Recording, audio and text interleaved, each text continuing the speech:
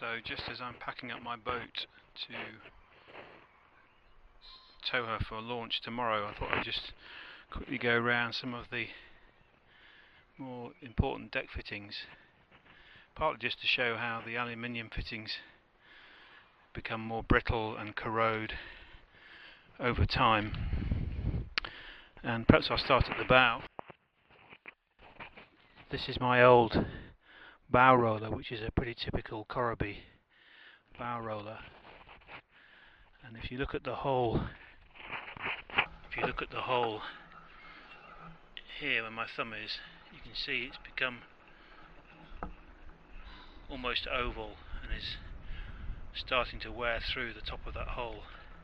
That's where the forestay chain plate attaches, and that decreasing thickness of metal in this area here made me anxious for my big trip last year, so I basically copied this a bit but redesigned it in stainless steel.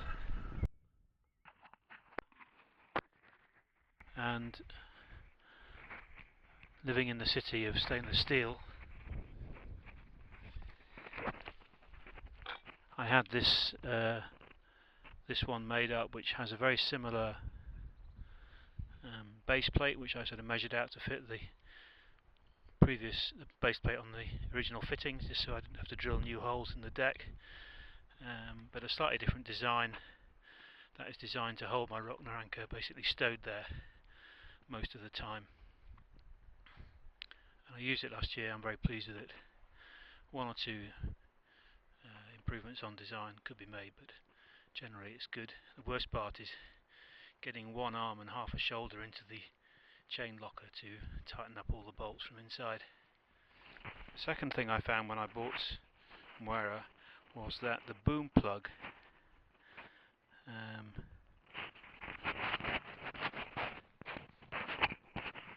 just trying to juggle the mic and the camera, but not this part, which is made of bronze, but this part here, which goes in the end of the boom, and then the bronze fitting, which was originally the roller furler fitting, attaches to.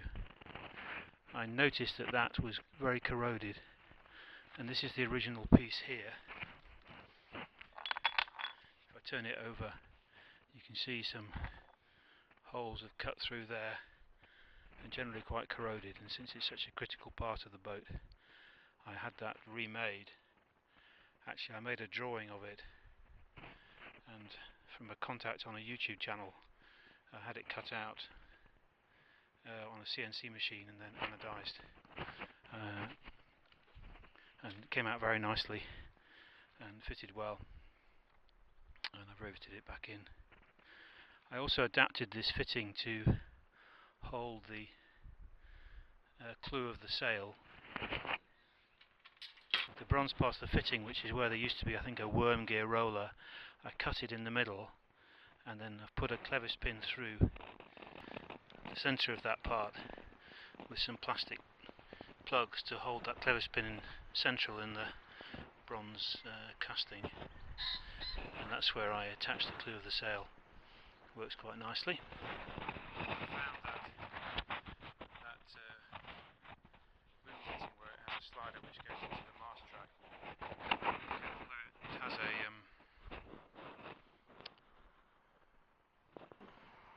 sort of butterfly bolt to lock it into the mast track. It was coming loose all the time, so I made this little plastic fitting which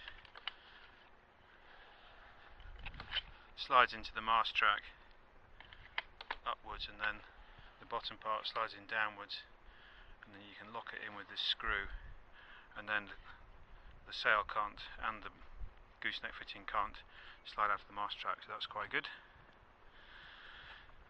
When I was getting Mwera ready for big trips, I wanted to have all my reefing lines run to the back, so I made this mast foot plate here with a series of holes in to put my, I've used low friction rings instead of pulleys, but that's basically where the lines attach.